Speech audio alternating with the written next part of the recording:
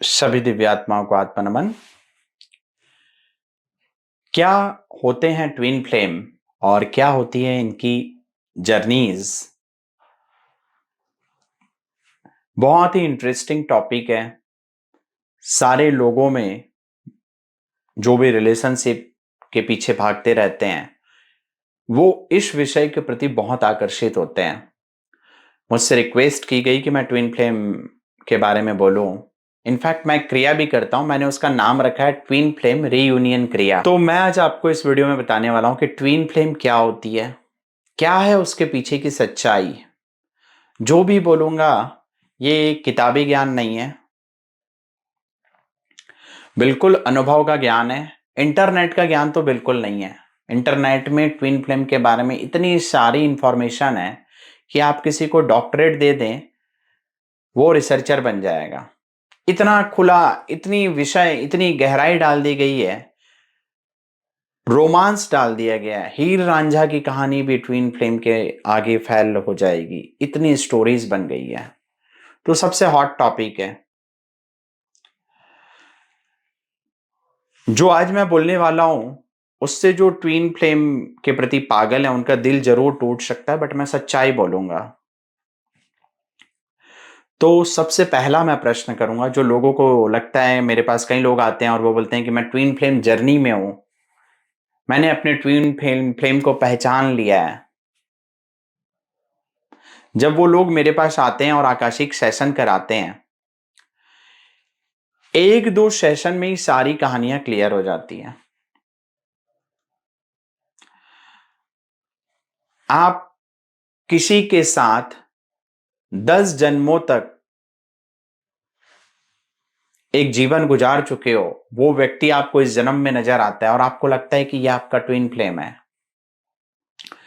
हो सकता है 10 जन्मों तक आप लोग प्रेमी प्रेमिका की तरह रहे हो, पति पत्नी की तरह रहे हो, और इस जन्म में जब अचानक मिलते हैं तो अट्रैक्शन तेज हो जाता है और लगता है कि ये मेरा ट्विन फ्लेम है। तो क्या ये रियल में ट्विन फ्लेम होते हैं?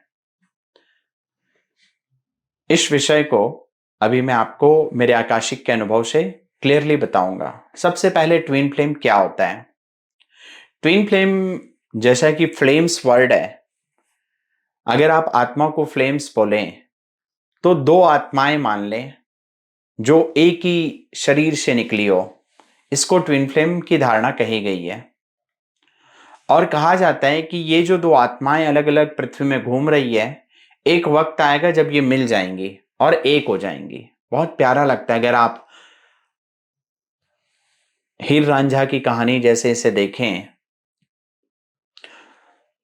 तो ऐसा लगेगा कि दो प्रेमी हैं जो अलग अलग जी रहे हैं और वो एक हो गए। आज नहीं तो कभी एक होंगे। अब हम आते हैं इसकी सच्चाई पर। जब जो लोग मेरे पास ट्विन फ्लेम की विषय लेके आते हैं और बोलते हैं कि मैं ट्विन फ्लेम जर्नी में हूं और मैं इसको ज्यादा एक्सप्लोर करने वाली हूं, या मैं इसको बहुत ज्यादा एक्सप्लोर करना चाहता हूं और मैं इनका आकाशिक सेशन लेता हूं, 10 लाइफ पिछली ये देखते हैं कि इनका पति है, ये इनका प्रेमी था, वो मिल नहीं पाए थे, एक स्टोरी चलती है। लेकिन जब मैं आगे और जब पिछली 10 लाइफ में ले जाता हूं तो और नया प्रेमी नजर आने लगता है। समझ रहे हैं?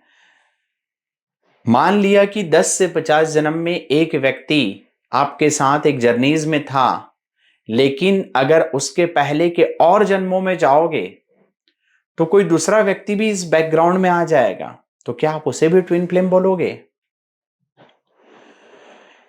तो ये वर्ड सही नहीं है। आप उसे एक सोल ग्रुप का हिस्सा बोल सकते हैं, आप उसे सोल मैट बोल सकते हैं, लेकिन जिसको आप ट्विन फ्लेम मान रहे हैं,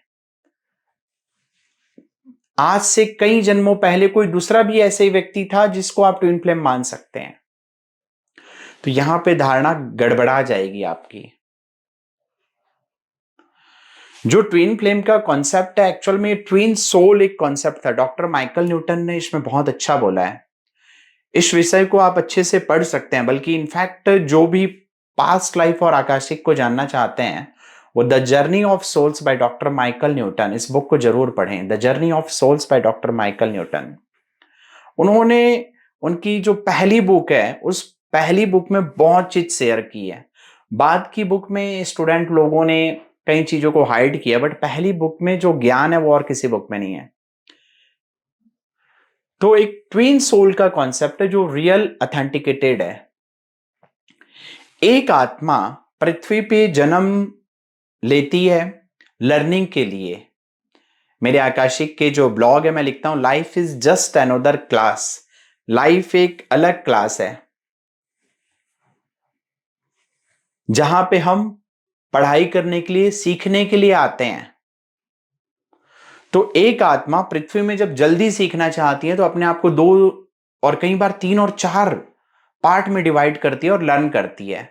और मजे की बात है, ये चारों पार्ट इंडिपेंडेंट होते हैं। जरूरी नहीं कि ये मेल फीमेल हो सकता है चारों लड़के हो सकता है चारों लड़कियां हो। और वहां पे रोमांस जैसा कुछ भी नहीं होता, वो लर्निंग होती है। डेथ के बाद जब एक फेज की लर्निंग कंप्लीट होती है, वो पार्ट उससे मर्ज हो जाता है। इस थ्योरी को और ज्यादा रोमांस डालने के लिए ट्विन फ्लेम की थ्योरी इजाद की गई, क्योंकि यूथ इसके पीछे पागल है।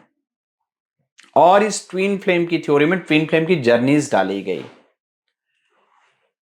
ठीक है, कोई व्यक्ति के साथ 50 जन्म आपके प्रेम संबंध चले हों, या कभी आप मेल कभी आप फीमेल, इस तरीके से आपने लर्निंग चली हो, लेकिन उसे एग्जैक्ट ट्विन फ्लेम कहना और उसके साथ आगे जुड़ना, ये सिर्फ मोह की चादर बढ़ाएगी और कुछ आपको मुक्ति के द्वार पर नहीं ले जाएगी। ट्विन फ्लेम से बेस्ट कॉन्सेप्ट हमारा जो भारतीय दर्शन है, जिसको हम बोलते हैं शिव और शक्ति, this is the best concept. शाक्त तंत्रम की मेरी वीडियो है, यूट्यूब के शॉर्ट्स में आप देखिएगा, इंस्टा रील में भी मैंने शेयर किया है। शाक्त तंत्रम में मैंने बताया कि शरीर का जो ये दायां हिस्सा, इसको शिव माने, बायां हिस्सा इसको शक्ति माने। शरीर का थर्ड आई का एरिया शिव माने तो सैक्रल चक्र को शक्ति माने। जो तंत्र और योग है, ये शिव और शक्ति का मिलन का ही विज्ञान है। जब आप अपने भीतर के, यदि पुरुष हैं तो स्त्रीण तत्व को जान लेते हैं, और यदि स्त्री हैं तो पुरुष तत्व को जान लेते हैं, तब आप अपने आप में कंप्लीट हो जाते हैं। तब बाहर के किसी पुरुष या स्त्री को जानना शेष नहीं रहता।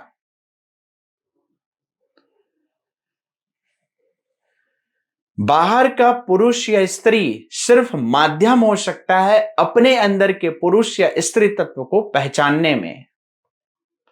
तो जिनके साथ हमने 50 जन्म गुजारे हैं, जब उस व्यक्ति की आत्मा जन्म लेती है और हम देखते हैं, अगर मैं पुरुष और स्त्री रूप में देख रहा हूं, तो वो स्त्री मेरे अंदर के स्त्री तत्व को पहचानने में मदद कर सकती है। उस स्त्री को अगर आप ट्विन फ्लेम बोलें, उसके लिए अच्छा वर्ड होगा कि आपकी सोल मेट है, आपकी सोल ग्रुप का पार्ट है, जो आपको सिखाने आई है। और उस स्त्री के द्वारा यदि आपने अपने अंदर के स्त्री तत्व को जान लिया, तब आप अपने आप में कंप्लीट हो जाएंगे। वही ट्विन फ्लेम रियूनियन है। टोटल तंत्र का विज्ञान, कुंडलिनी का विज्ञान, शिव और शक्ति के मिलन का ही विज्ञान है। अपने अंदर के शक्ति तत्व को, अपने अंदर के शक्ति तत्व को जब आप शिव से मिला लेंगे, that is called the real twin flame reunion. इस स्टेज को प्राप्त करना ही साधना का, तंत्र का मेन मोटो है। योग शब्द भी आत्मा से परमात्मा को मिलन को ही बनाए। तो शिव और शक्ति तत्व की ही खोज असली खोज होनी चाहिए। ट्विन फ्लेम के मामले में आप जितना घूमोगे, घूमते रह जाओगे, लेकिन भटकते ही रहोगे। डेथ के बाद वापिस उसी आत्मा के पास भटकोगे, भटकाव होगा, जुड़ाव नहीं होगा, क्योंकि आपकी आत्मा अपने आप में संपूर्ण है। हां, आपकी ट्विन सोल का पार्ट हो सकता है, लेकिन वहां पे भी रोमांस वाला पार्ट तो बिल्कुल नहीं होगा। एक आत्मा पृथ्वी में दया के विषय को सीखने आई है। एक आत्मा का दूसरा पार्ट प्रेम को सीखने आया, तो एक प्रेम सीखेगा, एक दया सीखेगा। बाद में जब दोनों मिलेंगे तो प्रेम और दया का पार्ट कंप्लीट हो जाएगा। इस टाइप की लर्निंग आएगी। तो ट्विन सोल्स पॉसिबल है। ट्विन फ्लेम्स, ट्विन सोल को आप बोल सकते हैं, और कहानी में रोमांस डालने के लिए आप उसे मेल फीमेल का रूप दे सकते हैं। उस जर्नीज के कई पार्ट को देख सकते हैं, लेकिन ये सिर्फ आपके मेंटल सेटिस्फैक्शन के लिए काम आएगी और कुछ भी नहीं। मैंने अपनी क्रिया का नाम ट्विन फ्लेम रियूनियन इसलिए रखा है क्योंकि ये एक पॉपुलर वर्ड है। मैं यहां पे लोगों को समझाता फिरूं कि ये करो, ये सोचो, ये पॉसिबल नहीं है। तो जो भी मेरे जब आकाशिक सेशन में आता है, ट्विन फ्लेम की जर्नीज में आता है, मेरे 2 सेशन में उसके सारे जो पर्दे होते हैं वो खत्म हो जाते हैं। जैसे सूरज का प्रकाश बादलों से ढका होता है, ये 2 सेशन में वो ट्विन फ्लेम का जो भूत होता है, वो बादल होता है ना, उतर जाता है। तब सिर्फ सच्चा प्रेम ही दिखता है, अनकंडीशनल लव, किसी एक के प्रति नहीं, सभी के प्रति। यही करुणा है, और इसी करुणा को ही जीवन में उतारना असली मकसद होना चाहिए। अपने अंदर के शिव शक्ति तत्व को पहचानना ही असली मकसद होना चाहिए। तो ट्विन फ्लेम की जर्नीज में जितना आप इंटरनेट में पढ़ रहे हैं, जो इंफॉर्मेशन दी जा रही है, ठीक है, ये आपकी रोमांटिक स्टोरी को पढ़ने में बड़ी मजा आएगी। सारी उसमें कॉकटेल और मॉकटेल सारी है, उसमें कर्मास भी है, उसमें सोल्स है, उसमें लर्निंग है, स्टोरी अच्छी है, बट रियलिटी वो नहीं है। जो लोग भी डीप ट्विन फ्लेम के अनुभव से गुजर रहे हैं, एक बार सच्चे ज्ञान को अगर वो प्राप्त कर लें तो समझ आएगा कि ये आत्मा सिर्फ माध्यम है मेरे अंदर के तत्व को पहचानने की, और अब मैं पहचान गया हूं तो मैं इसे शुक्रिया कहूंगा।